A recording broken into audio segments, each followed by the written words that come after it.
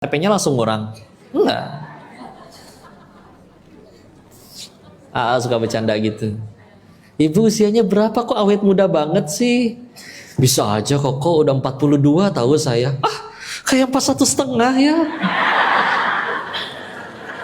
Legend itu. Legend ya. Lumayan kan setengah tahun. Iya, 1 semester.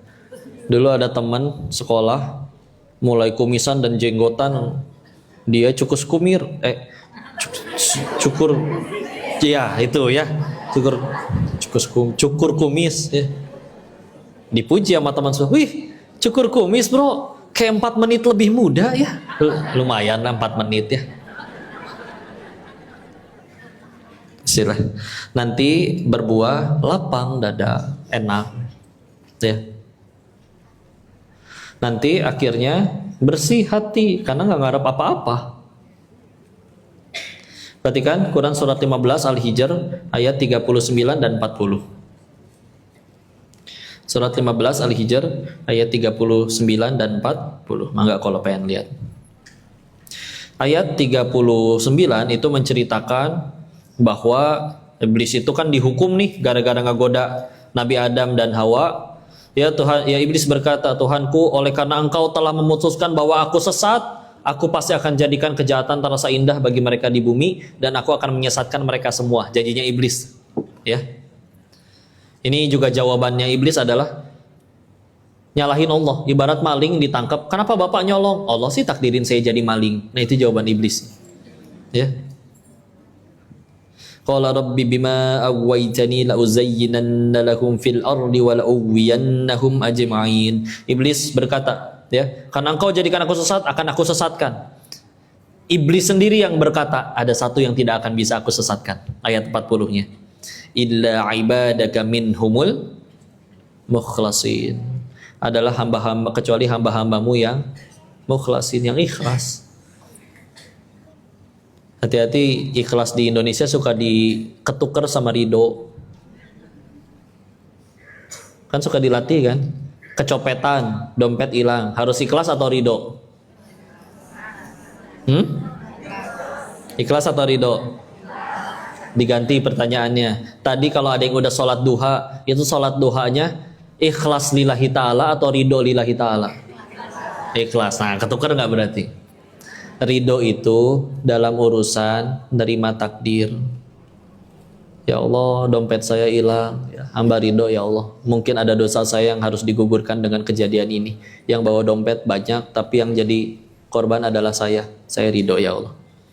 Karena kalau mau tidak ridho juga, dasar maling kurang ajar. Ya emang, kalau soleh nggak akan nyolong. Ya. Pertanyaannya, kenapa dari sekian banyak yang bawa dompet, kok kamu yang kena? Itu lebih harus kita pikirin. Ya. Ikhlas dalam urusan ibadah, memurnikan hanya untuk Allah. Ciri utamanya ada orang, tidak ada orang, sama saja. Kalau ada orang memuji semangat, tidak dipuji tidak semangat, dicaci patah semangat, ya udah berarti ada pertanda. Kalau udah ikhlas udah lempeng. Karena dia ngelakuinnya untuk satu pihak saja, Allah. Mau orang balas budi ke, memuji ke, menghina ke, enggak gak laku omongan mereka mah. Kalau bentuknya nasihat membangun masih bisa didengar. Tapi kalau cuman julitan-julitan doang mah tuh enggak Istilah. Alhamdulillah surga kita nggak di mulut orang ya kan? Ya. Maka akhirnya dada lapang, bersih hatinya. Karena lihat di sini iblisnya sendiri berkata, yang nggak akan bisa saya goda yang ikhlas lillahi ta'ala. Karena kalau sudah mukhlasin, ikhlas lillahi ta'ala, ya dia yang dikejar Allah. Sebagaimana Nabi waktu akhirnya kan digoda kan, ya udah deh, gini aja deh. Didatengin orang kafir Quraisy, petinggi-petingginya, ya udah gantian deh. Hari ini kamu nyembah Tuhanmu, hari ini besok kalian nyembah Tuhan kami. Kan sempat ditawarin kayak gitu. Ditolak sama Nabi. Ya udah, ditawarkan lain-lain, akhirnya ditawarkan perempuan, ditawarkan harta, jabatan dan yang lain-lain, diberikan posisi khusus di kalangan orang Quraisy. Ya udah, karena nggak mempan, ya udah kan repot. Mereka mau gimana lagi? Nggak mempan ini orang, ya nggak bisa dibeli, nggak bisa dibeli. Dengan kayak gitu bersih jadi pemikiran dan tujuannya. Karena bagi dia standar kebenaran satu, Allah, sesuai dengan ketentuan Allah atau enggak, udah gitu aja. Dan ini penting, karena kalau ada yang berkata kayak begini, Pak, semua agama mengajarkan kebenaran, ada yang sepakat? Silakan. Ya, karena ya namanya agama ya, ngajarin apa sih kebaikan. Tapi pertanyaannya kayak begini, standar kebaikannya menurut siapa? Nah itu dia. Karena kalau misalkan dalam Islam standar kebaikannya jelas, menurut Allah yang maha benar, syariat. Kalau misalkan pada berbuat kebaikan, yang penting aku jadi orang baik, terus standarnya menurut standar masing-masing. Oh ini repot. Contoh, ini yang terjadi di Thailand. Bagi para bandar judi yang ada di sana, Pak, mereka bisa berkata kayak gini, saya dosa apa? Pelanggannya main gak ada yang saya paksa loh. Menang aja saya bayar, saya dosanya di mana? Coba, mereka bisa ngeles kayak begitu. Atau mohon maaf. Kalau misalkan di sana ada yang tahu sendiri ya di Thailand ya, banyak kayak hybrid, ya, Laura, lanang ora, wadon ora. Ngerti? Ini saya lagi live TikTok harus diperhalus soalnya kalau nggak di ban soalnya. Ya. Jadi atasnya perempuan, bawahnya masih lanang. Banyak di sana, ya. Mereka bisa ngeles kayak gini loh. Saya dosanya di mana? Dokternya saya bayar. Saya rela keluar duit. Dokternya senang dengan bayaran saya. Badan saya sakit, saya rela. Kalaupun setelah akhirnya saya jadi setengah-setengah kayak begini terus, mohon maaf, menjajakan dirinya di medsos, pelanggan saya nggak ada yang saya paksa. Kita naksir sama naksir. Saya nggak suka atau dia nggak suka, tinggal saling blok aja, selesai. Tapi bedanya ketika ketemu dia pengen ngasih saya duit. Terus jadi saya zolimnya di mana? Gitu loh katanya. Dan jangan heran kalau mereka tiap pekan masih ke tempat ibadahnya masing-masing, masih rajin ngasih uang ke orang tuanya. Bagi mereka lagi berbuat kebaikan. Tapi coba lihat, bukankah kita sepakat bahwa perjudian dan prostitusi adalah keburukan? Makanya semua ngajarin kebaikan. Tar dulu, kebaikannya menurut standar siapa? Karena kalau menurut standar masing-masing kita bisa salah. Standar kebaikannya harus menurut yang tidak bisa salah, Allah. Dan ia telah menetapkan syariat, dan sudah, standar kebaikannya ikut syariat atau enggak, udah gitu. Ya. Sehingga akhirnya nanti berbudi pekerti yang luhur menghadapi semua makhluk. Karena dia sadar betul nih, aku punya kebaikan, contoh dapat rezeki, kasih jangan ya ke orang. Dia ingat betul, aslinya setiap kali kalau sedekah kita di lampu merah, itu belum tentu kitanya yang dermawan, tapi dia tahu betul ini titipan dari Allah, dan bisa jadi memang ada rezeki orang itu yang memang dititipin di dompet saya. Mau saya tahan kayak gimana, pasti nyampe ke orang itu. Mau saya tahan kayak gimana, kalau bukan rezeki saya pasti keluar. Tahu-tahu mobilnya nyerempet, harus buat bengkel. Tahu-tahu bannya bocor, harus untuk tambal ban. Udah. Nah karena sadar semuanya punya Allah, jadi nggak asa-asa. Yuk bangun masjid, oke. Karena dia tahu betul 50.000 tahun sebelum masjid ini ada dan yang sedekahnya ada, Allah sudah takdirkan emang harus ada masjid di sini di lantai 5. Sebagian orang yang jadi pembangunnya, baik tukangnya maupun donaturnya, mereka cuman jadi jalan. Aslinya kan berarti Allah yang bangun. Maha baiknya Allah, yang lain yang cuman jadi jalan, diizinin kecipratan pahalanya untuk nanti pulang ke hadapan Allah bawa bekal. Syaratnya tapi satu, ngilang we, gak usah ngaku-ngaku. Ini masjid sing, udah, gak usah ngaku-ngaku. Gak enak serba ngaku-ngaku. Kadang ada penderitaan aja dia nggak mau kalah. Ada apa nih rame-rame? Iya itu si bapak itu jatuh dari motor. Apa yang terjadi? Spionnya lepas. Baru spion lepas. Saya pernah kakinya lepas. Penderitaan aja nggak mau kalah. Aneh itu orang. Asli. Ada orang kayak gitu. Jadi kalau ketemu sama teman-teman tuh adu nasib. Aduh bro, bini gua, parahan bini gua, udah gitu aja ya.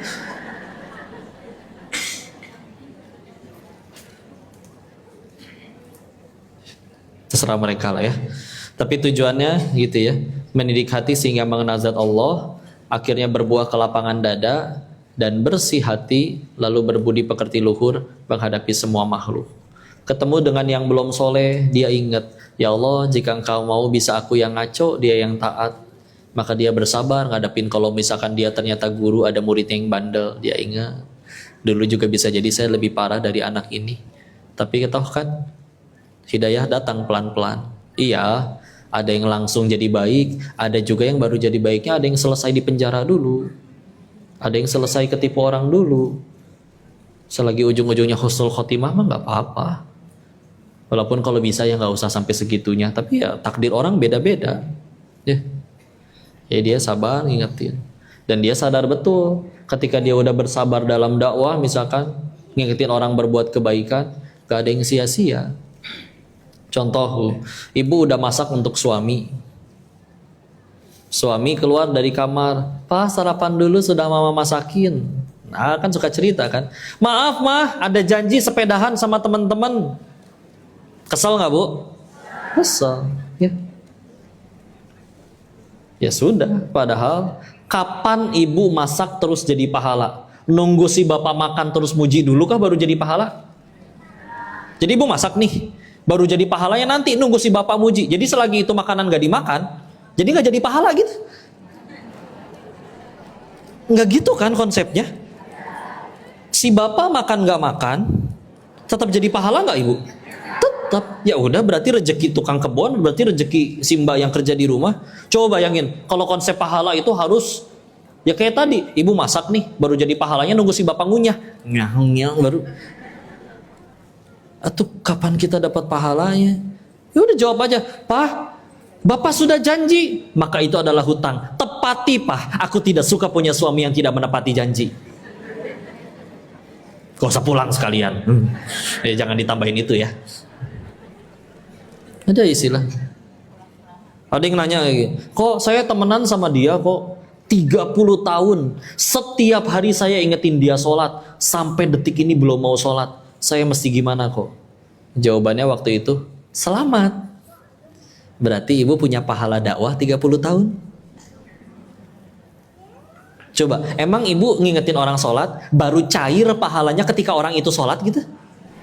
Enggak kan? Itu orang sholat gak sholat tetap jadi pahala gak? Ya udah. Sehingga itu dia akan capek kalau yang dikejar makhluk. Karena yang dikejar adalah Allah. Ya udah, ini kita nasihatin. Kayak gini nih. Misalkan berkata, "Bu, sing soleh." Ibu langsung soleha semua sampai mati. Ya gak akan ada pengajian lagi, udah soleh semua.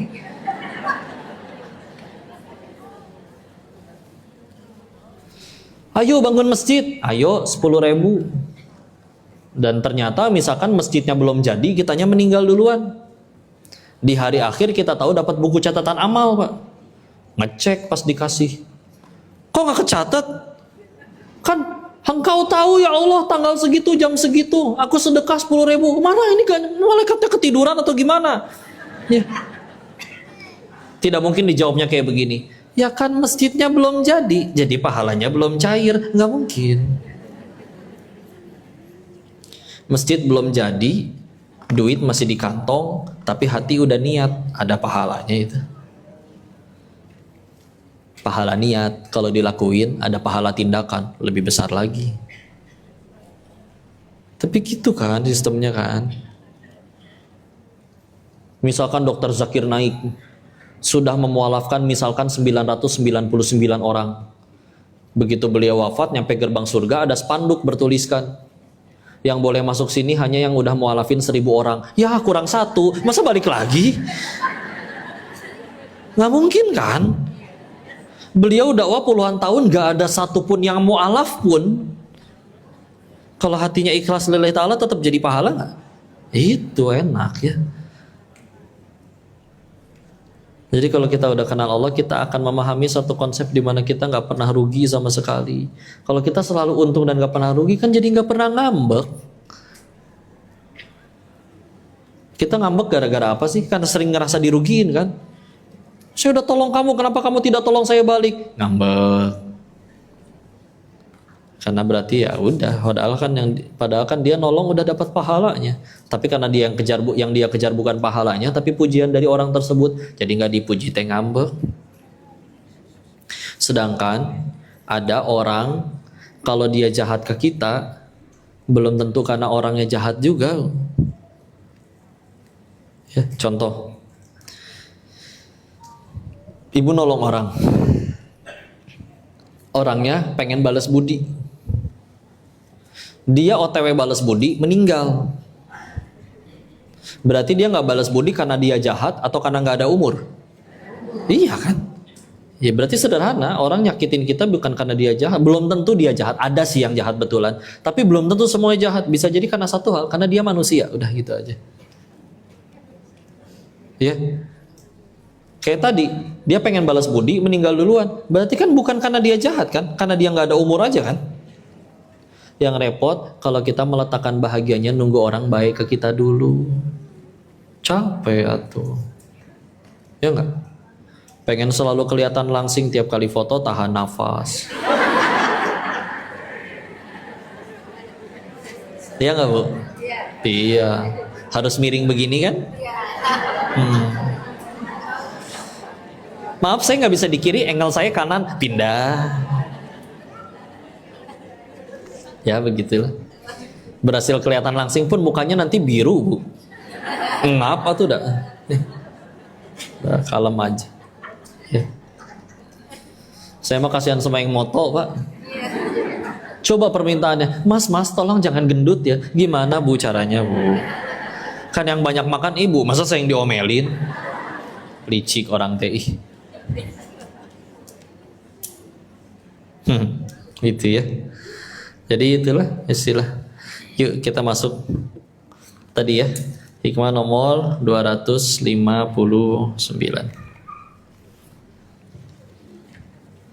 Bacain aja ya Bu ya, karena nggak semua baca kitabnya ya. Qala al-musannif fi kitabil hikam al-kainu fil kauni wa lam tuftah lahu mayadinul guyubi masjunun bimuhitatihi wa mahsurun fi haikali dzatihi. Orang yang ada di alam dunia dan belum terbuka baginya lapangan ghaib tetap terkurung dengan oleh syahwat dan adat kebiasaannya dan terkepung oleh kepentingan-kepentingan kerangka badannya. Ini nyambung sama 260-nya, saya izin sekalianin. Hikmah nomor 260, anta ma'al akwani ma lam tashhadil mukawwina fadha syahidtahu kanatil akwanu ma'ak. Engkau tetap terikat oleh alam benda selama engkau belum melihat yang mencipta alam. Tetapi bila engkau telah mencipta pencipta alam, maka alam ini akan tunduk kepadamu. Perhatikan, selama masih ada hajat kebutuhan kepada alam benda, maka engkau tetap menjadi budaknya hamba kebendaan. Tetapi bila engkau telah sadar bahwa benda ini tidak bergerak sendiri, bahkan tergantung penciptanya, maka ketika engkau sadar yang demikian, engkau tidak akan berhajat lagi kepada alam benda dan merasa kaya cukup dengan pencipta alam benda. Sehingga benda itu pun tunduk kepadamu dengan izin Allah penciptanya. Ya, pelan-pelan ya. Jadi kita itu menjadi hamba dari sesuatu yang kita hajati atau idam-idamkan. Ya. Kalau kita, aduh saya pengen banget dapat uang sebanyak itu supaya bisa beli mobil. Ini mobil favorit saya, sampai digambar di handphonenya pun gambar mobil misalkan ya. Ya dia sedang saat itu dia sedang menjadi hambanya dari harta atau mobilnya. Ya. Mungkin masih lupa bahwa ternyata ya uangnya, ya mobilnya, orang yang nyiptain mobilnya punya pencipta lagi. Ya. Dan masalahnya ketika kita menjadi hamba dari benda, makhluk, ciptaan, ya dia nggak bisa menuhin gitu. Nah kalau mau, yuk jadi hamba dari sang pemilik segala-galanya. Sehingga itu lebih menenangkan, itu lebih enak bismillah ya. Dan kalau kita menjadi hamba sesuatu, kita akan kepikiran terus. Pokoknya sederhana kelihatan ya. Yang senang sekali dengan harta, bahagianya satu, ketika saldo di rekeningnya nambah. Ketika tahu-tahu ada kotak amal atau ada QRIS dia harus sedekah, dia ngambek. Ya. Karena bahasa sederhana, dia hambanya duit, bagi dia bahagia adalah ketika duit bertambah. Tapi bagi orang yang sudah benar-benar kenal Allah, oh, ini duit titipan. Mati bakal, ke surga pengen, untuk ke sana saya perlu bekal. Apa ya yang saya bisa konversi untuk jadi bekal pahala? Oh, ini ada titipan, ya udah deh sedekahin. Karena ngerasa itu bukan punya dia, cuma titipan, jadi ngerasa lebih ringan. Lihat, perhatikan, ada orang keluar duit 1 juta ngambek karena tadi cita-citanya pengen jadi orang kaya. Jadi dia kesel ketika ini orang nggak usah capek-capek, tinggal minta, harus saya transfer pula, ngambek. Tapi ada orang yang tadi mikirnya kayak tadi, sadar betul ini adalah jalan menuju pahala bagi saya. Terus misalkan dia ke lampu merah, lagi nggak ada yang minta-minta. Dia pergi ke masjid, kotak amalnya lagi digembok. Dia pergi ke panti asuhan, disuruh pulang sama pengelolanya. Maaf, di sini panti baru, anaknya baru 2, sedangkan donatur alhamdulillah banyak. Punten, daripada di sini belum kepake, salurin di tempat lain dulu aja Pak. Dikasih lagi lu itu duit. Nyampe depan pintu panti nangis dia. Ya Allah, Engkau segitu nggak pengennya nerima aku beramal ya Allah. Datengin sama orang, Bapak kenapa nangis? Oh, pengen nyalurin. Ayo saya kasih tunjuk tempat di mana bisa menyalurkan. Ketika ketemu sama orang yang terima, bisa yang terima kasih yang ngasih. Makasih ya udah mau jadi jalan bagi saya untuk beramal. Bingung yang dikasihnya, kenapa dia yang makasih teh? Beda kan? Beda. Nah, selagi kita masih jadi hambanya selain Allah, ini capek. Saya bacain hadis ini. Ini diriwayat Imam Ibnu Majah.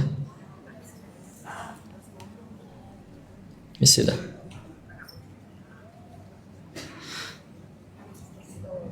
Rasulullah SAW bersabda, "Man kanatid dunya hammah, faraqallahu alaihi amrahu, faja'ala faqrahu baina ainaihi, wa lam ya'tihi minad dunya illa ma kutiba lahu, wa man kanatil akhiratu niyyatahu, jama'allahu amrahu wa jama'ala ginahu fi qalbihi wa atathu dunya wa hiya raghibah."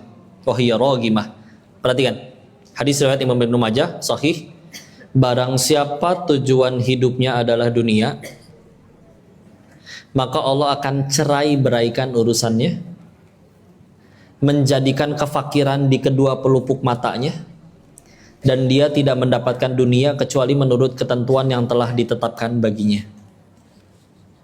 Barang siapa yang niat tujuan hidupnya adalah negeri akhirat, Allah akan mengumpulkan urusannya, menjadikan kekayaan di hatinya, dan dunia akan mendatanginya dalam keadaan hina. Hadis riwayat Ahmad, Ibnu Majah, Ibnu Hibban, dan Al-Baihaqi. Perhatikan. Jadi kita bangun tidur nih, yang pertama kali kepikiran, saya harus buat konten apa ya biar viral hari ini. Nah, misalkan contoh ya. Jadi yang dipikirin dunia. Maka kata Nabi lewat sabdanya tadi, yang tujuan hidupnya adalah dunia, Allah akan cerai beraikan urusannya. Masalah ngeprint warnetnya sebelah rumah, kalau Allah pengen cerai beraikan urusannya gampang. Dari mau keluar, sendal kemana, dipakai orang, nyeker. Warnetnya tutup, ganti warnet yang lain. Begitu nyampe, ketemu warnetnya, maaf, tintanya habis, pindah. Ada yang ada tintanya, tapi maaf, kertasnya habis, ganti. Ada yang tintanya ada, kertasnya ada, maaf, nggak bisa berwarna, cuma bisa hitam putih, pindah. Perkara ngeprint yang harusnya 5 menit, kalau Allah sudah cerai beraikan urusannya 2 jam gak beres-beres. Sedangkan kita kadang, aduh nanti dulu deh, meeting dulu, sholat nanti lagi ketunda. Ya Allah, jaga sholatnya.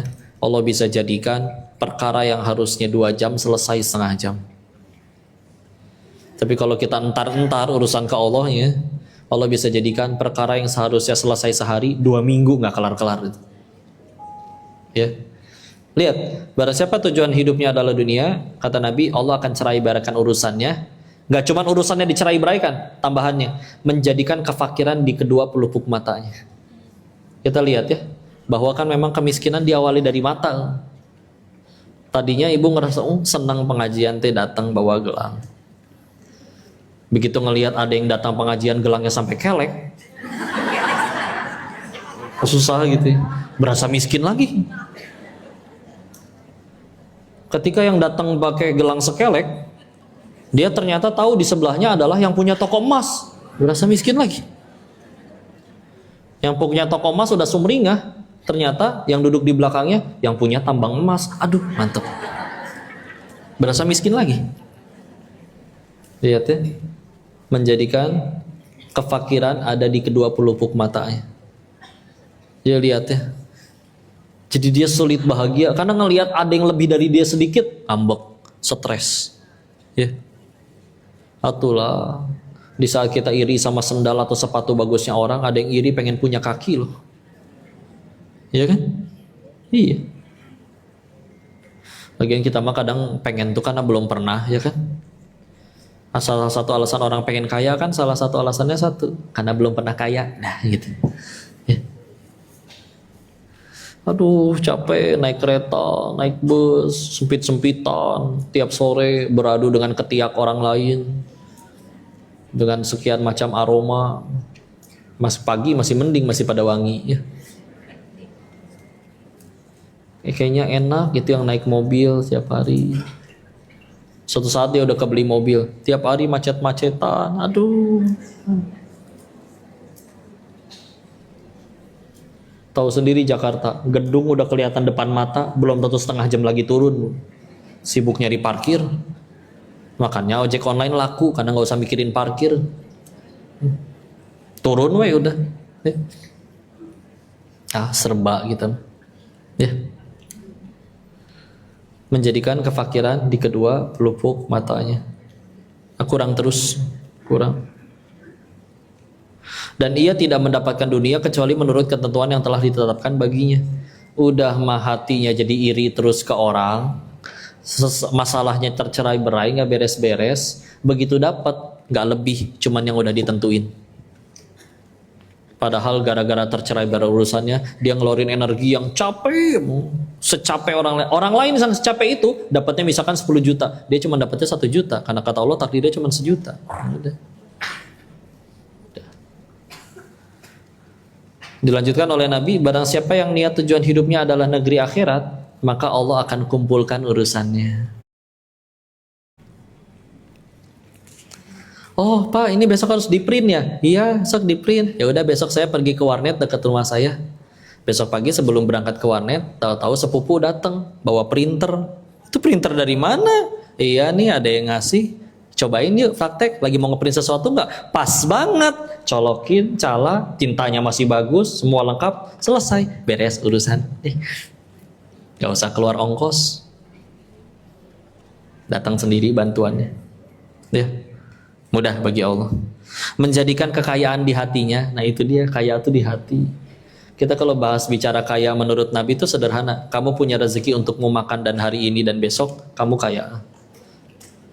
Nah ibu kalau pengen ngecek betapa kayanya ibu nanti cek saldonya di rekening, terus dihitung misalkan satu porsi makan 15.000 dikali 3 berarti sehari 45.000. Ternyata duit ibu ada 4,5 juta, berarti bisa berapa porsi itu? Tajir melintir berarti ibu. Cuma kadang kita bisa berasa miskin lagi ketika ketemu sama yang lebih, ya. Ngelihat lebihnya di mana? Di postingan Instagram dia, atau dia pas lagi makan nasi pakai tempe, dia nggak akan diposting, Bu. Dia postingnya yang di restoran doang, padahal teh sebulan sekali itu teh. Terus kita iri dengan cangke asli. Unik ya, perhatikan. Ada nggak di sini yang setiap hari baca Al-Waqiah, katanya biar banyak rezekinya? Ada? Kita kan beribadah itu perlu dalil ya, harusnya begitu ya. Ibu tahu beberapa hadis yang dijadikan landasan untuk kenapa orang baca Al-Waqiah. Salah satunya adalah diriwayatkan Ada satu yang menyebutkan dari Abu Darda, ada yang menyebutkan dari Abu Dzar Al-Ghifari. Ya. Bahwa beliau ini pernah ditanya, "Apakah engkau tidak takut anak dan istrimu jatuh kepada kefakiran?" Dia menjawab, "Aku tidak takut karena setiap hari aku baca surat Al-Waqiah." Uniknya, kalau kalian kenal siapa Abu Dzar atau kenal Abu Darda radhiyallahu anhuma, ya, mereka sahabat-sahabat yang ekonominya ya begitu ya, secukupnya. Kita kan kalau misalkan ternyata itu hadisnya dari Abdurrahman bin Auf, pantesannya beliau kaya banget tiap hari baca. Enggak. Ternyata dari sahabat yang, Abu Darda itu ketika Salman Al-Farisi mampir ke rumahnya, nginep, ngelihat istrinya kok compang-camping. Jawabnya, "Kenapa kamu seperti itu?" "Sahabatmu," maksudnya suaminya itu, Abu Darda, "sahabatmu sudah tidak tertarik lagi pada dunia."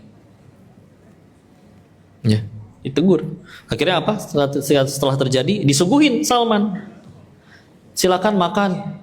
Aku tidak mau makan sebelum kamu makan. Aku sedang puasa. Aku tidak mau makan sebelum kamu makan." Ya ini Abu Dardanya orang soleh juga. Maka untuk memuliakan tamu, akhirnya dia batalin. Karena emang kalau enggak dia amat sangat sering berpuasa. Ya. Malamnya ketika nginep tidur, bangun sama Salman ditahan. Tidur lagi. Masih panjang malam kita. Tidur lagi. Setengah jam, 1 jam kemudian bangun. Masih malam panjang kita. Tidur lagi. Begitu terus sampai sekitar 1 jam atau setengah jam sebelum azan subuh. Baru mereka tahajud barengan. Maka hal itu disampaikan Abu Darda kepada Rasulullah. Disampaikan kembali. Benar gak ini kelakuan Salman Al-Farisi ini? Radhiyallahu anhu. Disampaikan. Ya. Karena kamu punya hak atas dirimu. Istrimu punya hak atas kamu. Kan itu semua juga amal soleh, ya. Nah, emang diceritakan Abu Darda ini udah hidupnya secara ekonomi bukan yang kaya, tapi ibadahnya luar biasa. Tapi ingat ya, kalau ada sahabat Nabi yang dia misalkan tidak kaya, itu bukan karena mereka nggak bisa kaya ya, tolong dicatat. Tapi karena bagi mereka lebih mudah untuk dekat kepada Allah dengan tidak kaya. Serius. Karena kalau kita bicara kekayaan di para sahabat, Koko berani bilang itu cuma efek samping. Ya. Dan kedua, itu pilihan. Perhatikan, Abu Dzar itu disebut sama Nabi, kamu kalau cuma ada 2 orang aja, kamu nggak boleh jadi pemimpin. Kita kan kalau nyari pemimpin pengen yang soleh ya. Tapi Abu Dzar disebut sama Nabi, kamu kalau manusia tinggal 2-an aja, kamu nggak boleh mimpin. Coba. Karena Nabi kenal sama beliau. Tapi ada sahabat yang dimanapun dia tinggal, tetap dia harus jadi pemimpin. Ada yang kayak begitu. Salah satunya contohnya adalah Amr bin Al-As. Akhirnya jadi gubernur Mesir di zamannya Umar bin Khattab radhiyallahu anhu. Dan beliau memang membuktikan, aku lebih mudah dekat sama Allah kalau aku punya jabatan dan punya kekayaan. Tapi semua dengan satu tujuan yang sama. Untuk tambah dekat sama Allah.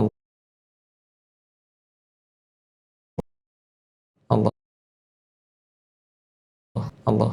Berarti bisa jadi yang dimaksud kaya bagi mereka adalah hatinya yang kaya. Hati yang kaya kayak gimana? Hati yang merasa cukup, nggak bergantung kepada yang lain.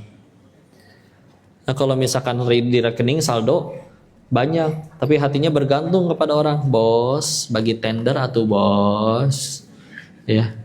Bos, terus ya gitu ya. Udah. Perhatikan orang yang korupsi itu, mereka nggak dalam keadaan lapar kok. Mereka nyolong miliaran dalam kondisi di rekeningnya ada miliaran, betul? Tapi karena hatinya miskin, nyolong, terus nggak pernah cukup soalnya. Tapi kalau hatinya yang sudah Allah kayakan, ya udah, cukup aja. Nggak mau menjadi hambanya makhluk. Jadi jangan salah paham juga dengan ceramah kayak gini nanti besok ibu semua resign semua pengen jadi marbot masjid semua. Enggak, silakan. Kalau ternyata ibu dokter punya kemampuan bedah yang orang lain nggak bisa, ya silakan. Itu amal soleh ibu. Kalau saya baca Quran ngantuk tapi dagang jago, selamat berdagang ibu, silakan. Bisa jadi dengan keuntungan ibu dagang, ibu bisa bangun masjid yang belum tentu bisa dibangun oleh banyak orang. Silakan, silakan. Apa sahabat macam-macam juga. Tergantung amalannya masing-masing, terserah. Tapi semua dengan satu tujuan yang sama. Ya. Dan perhatikan, ditutup oleh Nabi di hadis yang tadi, dan dunia akan mendatanginya dalam keadaan hina. Ngejar-ngejar.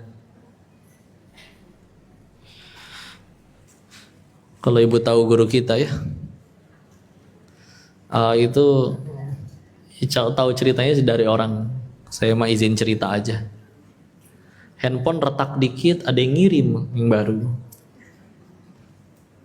Kemana ceramah, kok nggak pakai itu Iya, lagi di bengkel. Besok-besok pagi tahu-tahu di depan rumah ada mobil. Mobil siapa ini? Tahu-tahu cek HP, pakai dulu aja sampai mobilnya selesai di bengkel. Kecuali kalau kita mau mobil Tamiya, beureun ya. Ini mobil betulan nih teh. Ya pun jangankan mobil, di saat orang setiap hari ada yang berharap, ya Allah saya cuma pengen dapat kerjaan.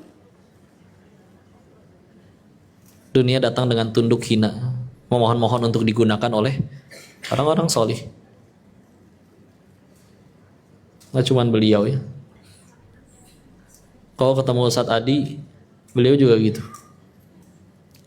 Dan salah satu amalan yang beliau lakukan memang ibunya pengen apa, nggak minta, sebut apa, besok udah harus ada di rumah. Contoh misalnya, lagi di jalan, tahu-tahu ibunya beliau pernah nunjuk, ih bagus ya mobil itu, besok itu mobil udah harus ada di rumah. Ya bukan mobil itu di ini ya yang sama gitu. Dan ini nggak harus mobil bu, kan bisa diawali dari martabak dulu. Ya kan sesuaiin dong, masa langsung beli mobil? Kan beliau juga mulai dari martabak dulu. Kayaknya enaknya makan martabak telur, usahain udah harus di rumah. Serius. Atau terutama yang masih muda nih, yang ibunya masih pada sehat, istilah. Mulai dari martabak dulu. Ya. Kan ibu kita juga nggak mungkin kayaknya pengen gelang nih, nggak langsung gelang juga kali bu, pelan-pelan ya.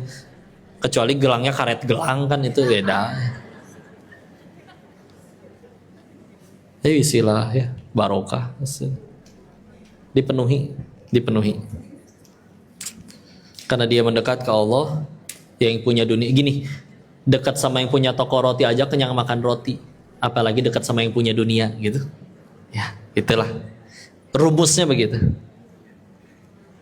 Udah ya, tanya jawab ya. Oh 15 menit lagi, lanjut. Bismillah. Lagian ibu kelihatannya, emang ibu pengen nanya? Ibu pengen nanya atau foto-foto? Nggak boleh dua-duanya. Ya. Ya. Begitu ya. Di halaman selanjutnya Syekh Ibnu Taimiyah mengutip pendapat Imam Asy-Syibli berkata, tidak pernah tergerak di dalam hati orang yang mengenal kepada Allah pencipta alam ini sesuatu dari hal alam benda, yakni seseorang yang benar-benar telah mengingat Allah sama sekali tidak merasa butuh kepada kebendaan. Ya. Jadi semuanya itu efek samping. Dia tetap kerja, tapi dia sadar kerja ini ngumpulin pahala. Tiap hari keluar rumah, Bismillahi tawakkaltu 'ala Allah, la haula wala quwata illa billah. Ya Allah, pengen nyari nafkah buat anak istri. Kalau udah niatnya gitu, dapat nggak dapat duit hari itu, bertetap dapat pahala. Dapat rezeki, ya bikin dia tambah bersyukur aja. Ya udah, ini untuk disuapkan jadi rezeki yang halal untuk pada pasangannya, kepada anaknya. Ya. Nggak bergantung, udah bisa lah. Pernah cerita ini, ingat gak? Ada seorang pemuda jual motor, terus COD, tahu COD kan? Ketemuan sama bapak-bapak, ditanya, "Dek, ini motor keluhannya apa? Pernah jatuh nggak?" "Pernah jatuh Pak 2 kali. Nih satu baretnya belah sini, satu baretnya belah sini." Si bapak heran, biasanya orang bohong nih, kok dikasih tahu? Sekalian tanya, selain jatuh pernah apa lagi dek? Jatuh 2 kali, kebanjiran 2 kali, hilang sekali Pak. Hah? Hilang balik lagi? Namanya jodoh Pak. Dek, kenapa dilaporin semua? Kalau saya jadi nggak pengen beli gimana coba? Pak, yang nentuin bapak beli mah Allah Pak.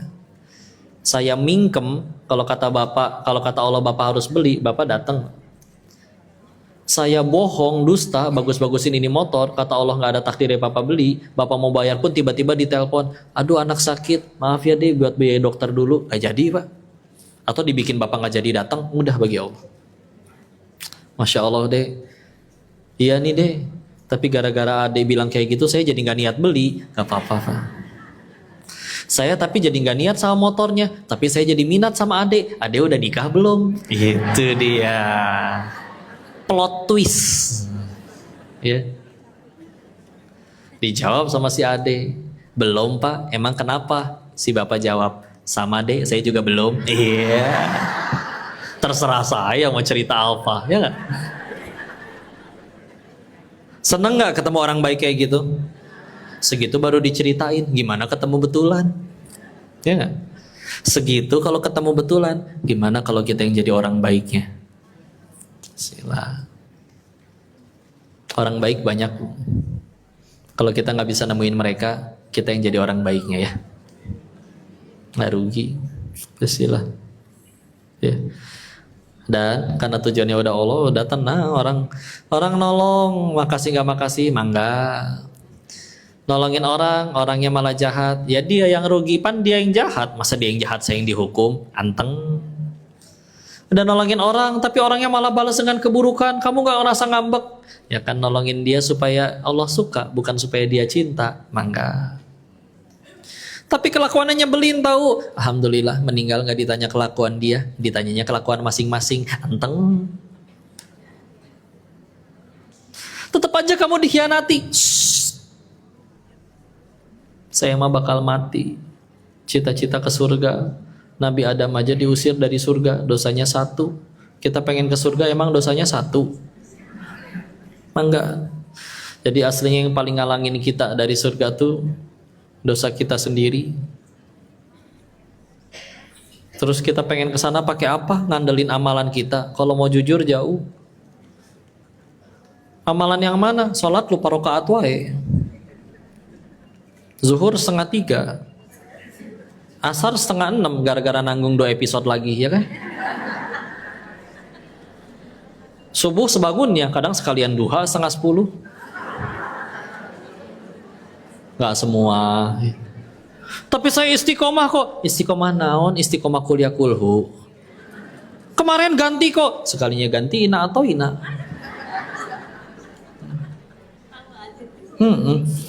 Saya zuhur kemarin ramah kok waktu sujud. Ingat kan lama kan sujudnya? Iya karena lagi mikir. Abis ini tasyahud apa berdiri teh? Atulah masa ngandelin amalan kayak gitu. Tapi Allah pengen tetap nyampein kita ke surga. Amalan kurang, dosa banyak, berarti harus dikasih fasilitas. Tahu-tahu ada yang ngutang tapi galakan yang ngutang. Jadi yang kayak gitu teh harus disayang. Istilah doain semoga kamu jadi kaya. Nggak bisa kok masa kayaan dia. Ya coba ibu doain supaya dia mules. Nanti dia jadi nggak bayar utang, minjem duit lagi. Ya udah doanya diganti. Ya Allah jadikan dia kaya, tapi tetap kayaan saya ya Allah. Ya dasar pelit ya. Doa aja dipirit-pirit ya. Begitu aja. Bismillah kita mah hidup. Maka kalau suatu saat kita mati dan pasti mati. Dan kalau kita berhasil nyampe surganya Allah, amin ya rabbal alamin. Kalau mau jujur, bukan karena amal soleh kita. Terus karena apa tuh? Bisa jadi karena sabarnya. Karena sabarnya kita ngadepin ujian di dunia. Ada yang ibunya udah jadi suami yang baik, udah jadi istri yang baik, suaminya main slot wae. Ada yang suaminya udah baik, anaknya nanti gimana?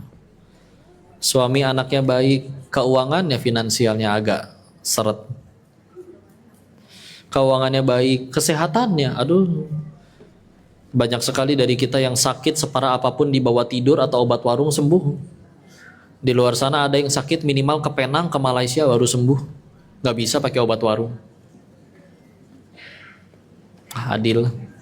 Ya. Bismillah. Maka 259 dan 260 mengingatkan, yuk kita berhajatnya masih ke siapa? Karena kalau berhajatnya masih ke selain Allah, ya gimana tuh? Yang lain kan makhluk juga, dan makhluk itu butuh kepada penciptanya. Terus kita bergantung kepada yang sama-sama butuh, sama kayak ngegantung di jurang, gelantungan di pinggir jurang, minta tolongnya sama yang sama-sama ngegantung di pinggir jurang. Tolongin saya atuh, kan gua lagi mau jatuh gitu.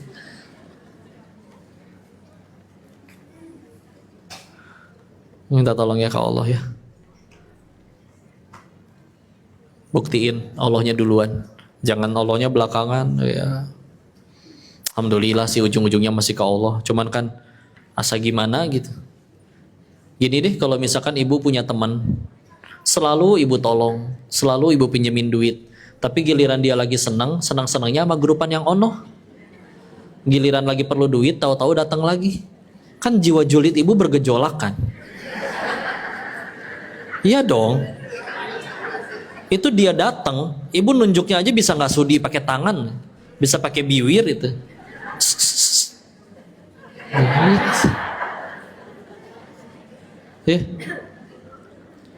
Ngomong pelan, muji dulu. Kan kita jadi ya Allah, kemarin kemana aja? Giliran butuh baru datang, nggak minta tolong ke teman-temannya yang di sono. Hati-hati bu, saya ngambilnya dari film azab bu itu bu. Ya kan kita suka kayak gitu, tahu kalau Allah, nyadar nggak sih? Giliran senang-senang lagi banyak duit, nggak ada utang, oh yuk kumpul sama teman-teman nongkrong, arisannya dikocok 15 menit, gibahnya 2 jam. Udah gitu mesennya cuma es teh tapi numpang wifi lama. Ya nggak semua ya. Ntar ada masalah, teman-teman yang diajak senang-senang nggak ada yang bisa bantu, malah tiba-tiba nggak pernah balas lagi. Tahu-tahu di blok. Baru deh, ya Allah. Pas berdoanya dia nanya lagi, ya Allah kenapa saya ya Allah? Kenapa saya cenah ya? Begitulah. Kita mesti tahu, selagi kita manusia, selagi kita hamba, kita punya 4 sifat melekat pada diri kita. 1, fakir. 2, jahil. 3, zalim. 4, lemah. Selagi manusia, meskipun dia presiden, meskipun dia raja seperti Firaun, selagi judulnya dia hamba, selagi judulnya dia manusia, pasti punya 4 sifat yang melekat pada dirinya. Ulangi tadi ya, nggak harus sesuai urutan bu. Lemah, fakir, jahil, zalim. Lemah, iya, kita nggak ditolong Allah nggak bisa apa-apa. Allah nggak pengen ibu nyampe sini gampang loh bu. Bisa dibikin kunci motornya hilang. Ada yang kuncinya ada tapi motornya yang hilang. Ada yang motornya ada, kuncinya ada, ibunya yang hilang. Diculik mantan ya. Atau ada juga ibunya ada, motornya ada, kuncinya ada, imannya yang hilang. Repot. Lemah. Kita datang ke sini juga Allah yang tolong. Dan dijaga. Berapa kali ibu sen kiri belok kanan? Lebih sering celaka atau selamat? Selamat. Sekali sennya benar ketutupan kerudung. Alhamdulillah lah syar'i juga kerudungnya. Lemah. 2, fakir. Fakir itu di bawah miskin. Miskin itu masih punya penghasilan tapi kurang. Tapi kalau fakir nggak bisa apa-apa kalau nggak ditolong. Terkapar, nyuap diri sendiri juga nggak bisa, harus disuapin, fakir. Ya. Sama kita juga kayak gitu di hadapan Allah. 3, jahil. Kita banyakan nggak taunya daripada taunya. Siap. Banyakan nggak taunya. Diri sendiri juga banyakan nggak taunya. Kita nggak tahu ini rambut ada berapa helai. Ibu tahu ada berapa gigi yang ada di mulut ibu? Gak pernah ngitung. Allah tahu panjang usus, kapan meninggal, jumlah rambut, bagaimana metabolisme dan segala mana macamnya. Kita jumlah gigi nggak tahu. Kita pengen numbuhin rambut, caranya nggak tahu. Kita mah taunya makan, tidur, tahu-tahu tumbuh. Tubuh ngerti sendiri, oh yang diambil bagian ininya dari makanan teh. Banyak kan nggak tahu. Ya. Jumlah gigi nggak tahu. Ada sih yang waktu ditanya, siapa yang tahu jumlah giginya? Angkat tangan. Berapa bu? 2 kok. Ya, ternyata udah tinggal 2 sih memang. Jadi gampang ngitungnya ya. Banyak kan nggak taunya asli. Kita butuh oksigen, kita nggak ada tahu mana tulisannya oksigen. Kita mah tahu-tahu ngirup aja.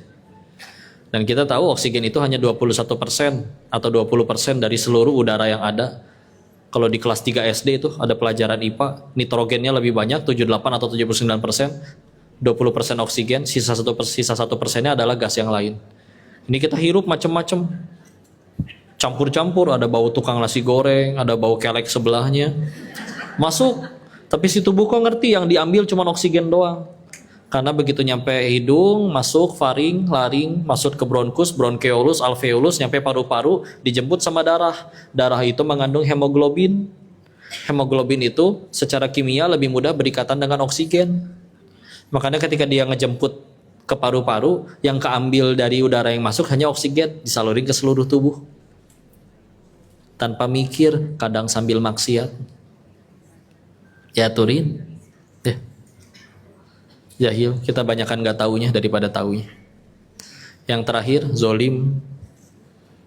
Kita juga kayaknya banyakkan zolim daripada nurutnya. Pernah waktu itu ada tetangga, waktu masih tinggal di Surabaya, pernah tinggal di Surabaya sebentar 9 bulan, ngekos sama istri. Tahu-tahu ada perempuan datang nangis, dirangkul sama istri.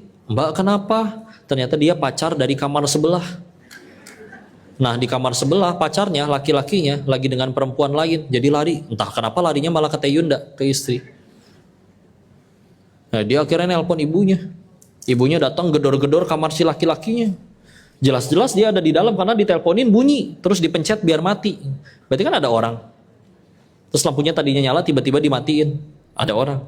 Cuman itu si laki-laki digedor-gedor sama ibunya, nggak berani keluar. Padahal secara fisik si ibunya kecil, tapi si laki-lakinya kekar, saya tahu.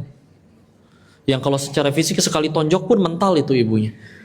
Cuman kenapa dia nggak berani keluar meskipun digedor-gedor? Karena sadar punya salah. Zolim. Kalau sadar diri punya salah, ketemu orang yang jadi korban kesalahan kita bisa, aduh saya nggak enak ketemu dia, malu, dulu pernah jahatin dia, zolim. Kita ke orang bisa kayak gitu loh. Masa ke Allah nggak bisa kayak gitu?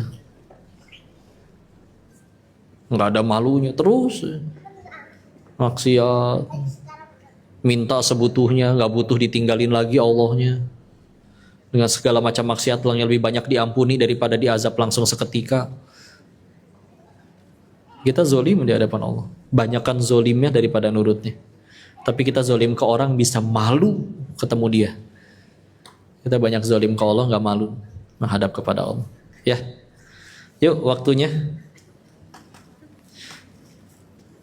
Apa dulu berarti? Tanya jawab dulu atau langsung bersama? Oh. Oh ya udah dikembalikan dulu kepada Ustaz Riko ya. Makasih Ibu, Bapak, mudah-mudahan ada manfaatnya. Saya kembalikan dulu kepada Ustaz Riko. Baik, sebelum kita masuk di sesi